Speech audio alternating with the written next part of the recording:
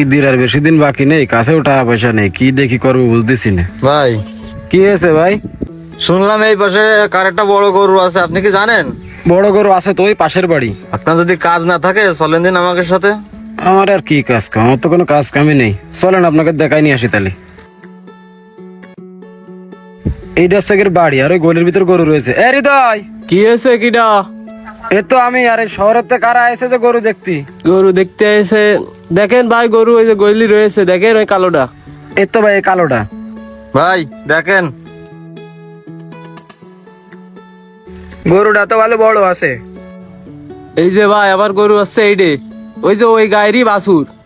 হ্যাঁ ভাই, অরিজিনাল দেশি, ওই যে ওইটারই বাছুর, কোনো ফিটমিট খাওয়ায় না, একদম নিজলি ঘাস খাওয়ায়। দেখেই বোঝা যাচ্ছে অরিজিনাল দেশি গরু।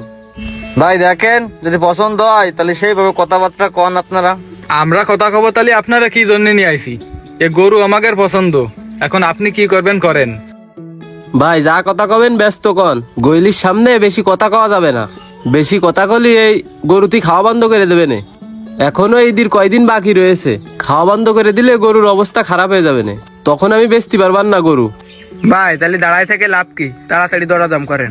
গলির সামনে তো দরদাম করা যায় না, তা আপনারা গরুটা একটু দেখতে লাগেন ভালো করে। আমি ভাইয়ের সাথে ওই পাশে যাই দরদাম করে আসতেছি। আচ্ছা ঠিক আছে, যান। ভাই এই গরুটা বিশাল ভালো গরু, এ বিশাল যত্ন করে মানুষ করেছে, কোনোদিন ফিট মিট কিছু খাওয়ায় না, আশেপাশে এর থেকে ভালো গরু আর নেই। এই গরুটা নিলে আপনাদের বিশাল লাভ হবে না। ভাই বেচা কিনা নিয়ে কি রকম আছে সেইটা আমারে একবারে ক্লিয়ার ভাবে কন। ভাই গরু তো আপনি দেখলেন, তা আমার গরু তো খারাপ না, আর আমি মিছে কথাও পছন্দ করি না। এর আগে একজনরে দেখাইলাম গরু, তা তারা 1.5 লাখ কয়ে গেছে, আমি 1,80,000 হলে গরু ছাইড়ে দেবো। ভাই আপনি 1,80,000 টাকা তো চাচ্ছেন, গরুটা আপনি দেখবেন না। গোস্ত ভাই বড় জোর 5 মন হবেন না, মাথাটা কুচ হয়ে বড় জোর 5 মন গোস্ত বোঝানো জাতি পারে। তা ভাই ভাওজাও কোনো দাম আমি বলতে চাচ্ছি না, আপনারে 1,55,000 টাকা দিবানে গরুটা আপনি দিয়ে দেন। ভাই কুরবানির গরু তো আর গোশে বিক্রি হয় না, কুরবানির গরু বিক্রি হয় গরুর চেহারা ছবি দেখে। তা 1,55,000 হলে তো গরু আমি ওগেরই দিয়ে দিতাম। এখন কথা হচ্ছে আমি 1,70,000 হলে গরুটা দিয়ে দেবো, না হলে ভাই থাক গরু। ভাই আপনি যেটা বলতেছেন ওটাও ঠিক আছে, তারপরে একটু গোশের হিসেব কিতে করে তো কিনতে হয়।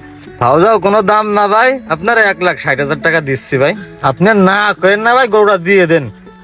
ভাই গরু যে 60 দেবো, আপনি তো জানেন জিনিসপাতির যে দাম। এই 2 মাসে আমার গরু খাওয়াতে খাওয়াতে প্রায় 30,000 টাকা খরচ হয়ে গেছে, কি করে 60,000 গরু দেবো কন?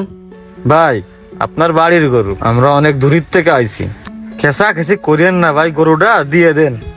ভাই এত করে যখন করছেন, গরুটাও তো আমার বেচা লাগবে, লস লাভ যা হোক, তাহলে দেখেন কি হয়, হলি গরুটা নিয়ে যান। ভাই এর ভিতরে একটু কথা আছে, আপনারা 1,60,000 দেবো ভাই, ওখানে যে যদি কোনো কিছু হয় আপনি ওই কথাগুলো কানে নেবেন না, চলেন। আচ্ছা ঠিক আছে চলেন। কথা হচ্ছে কি ভাই, আমাদের এই গ্রামের ভিতরে এরম ফ্রেশ গরু আর পাবেন না। এই গরুটা হচ্ছে একদম ফ্রেশ, চুল পরিমাণ ফিট খাওয়ায় না। আমি যা কই সত্যি কথা কই, সত্যি কথা কব না কেন, আপনারা দূরত্বে আছেন না, আর এ আমার নিজের কেউ না। এই গরুটা কিনলে একটুও লস হবে না, ফিট খাওয়ায় না তো এর গোশ একদম টকটিকে লাল হবে। হ্যাঁ ভাই, গরুটা দেখে আমাদের এক চান্সে পছন্দ হয়ে গেছে। হ্যাঁ ভাই, পছন্দ হওয়ার মতনই জিনিস। আর যাই হোক ভাই, যে কয় টাকা দাম কয় আমি 2, 4, 5,000 কমাই দিবানে, আপনি আমার দিকটা একটু দেখেন। আচ্ছা ঠিক আছে ভাই। ভাই দাম দর তো একবারে ফাইনাল করে আইছি ভাই, 1,80,000 টাকা চাইলো আর আমি একবারে 70,000 ঠিক করে ফেলাইছি। এখন ভাই আপনারা তো ওই জন্যই নিয়ে আইছি, আমরা তো অত কিছু বুঝি না। এখন আপনি যা করবেন আমরা তো তাই করবো, আর সেই কয় টাকাই তো দেবো। এ ভাই 1,70,000 টাকা কখন দাম দর ঠিক করলেন আপনি? আপনি যে ওখান থেকে কয়ে আসলেন 1,60,000 টাকা দেবেন। ভাই আপনি আবার কি উল্টো পাল্টা কথা করছেন, আপনি এগুলো কি করছেন, আপনি বোঝেন না?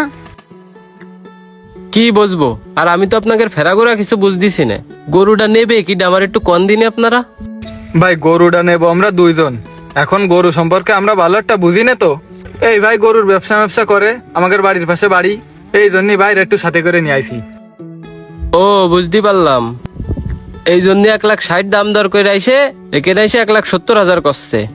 ভাই আপনি কি করছেন, বিষয় আসায় কি, কিছু তো বুঝলাম না। ভাই বিষয়টা হচ্ছে কি, সে আমার সাথে ওই পাশে দাম দর করে আইসে গরুর 1,60,000, কিন্তু এখানে আপনাদের সাথে এসে করছে 1,70,000। তা আপনারা তারে নেশার সময় কিছু টাকা পয়সা দিয়ে নেশেননি? কি কন ভাই, ওরে তো আমরা আসার সময় 2000 টাকা জনের দাম দিয়ে নিয়ে আইছি। ইনি যাতে সুন্দর মতন একটা গরু পছন্দ করে আমাকে কিনে দিতে পারে। ভাই এই জায়গায় আপনি দালালি করেন কি করে? সে তো আপনারে পারিশ্রমিক দিয়েই বাড়ির থেকে নিয়ে আসে। সে যদি আপনারে টাকা দিয়ে না নিয়ে আসতো তাহলে আপনি সেই জায়গায় 2000-5000 টাকা মাথায় ক্ষতি পাচ্তেন। সে তো আপনারে পারিশ্রমিক দিচ্ছে। আর এমনিতেই কুরবানির গরু কেনার সময় যেই গরুর দাম 1 লাখ থাকে সেই গরু এমনি মানুষ 10-20 হাজার টাকা বেশি দিয়ে কেনে।